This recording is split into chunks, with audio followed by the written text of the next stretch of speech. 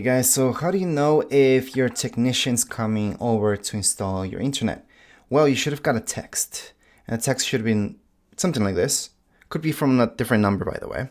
And then if you click on that link, which is an official link from Bell, you should see something like this right here, which would tell you also the name. So just keep in mind that they're only gonna send you this text once they are closer or they're on kind of their way to your place. Because as you know, they might tell you that there's a technician coming, let's say from 8 in the morning till 12. So it could be at any point in time during that time.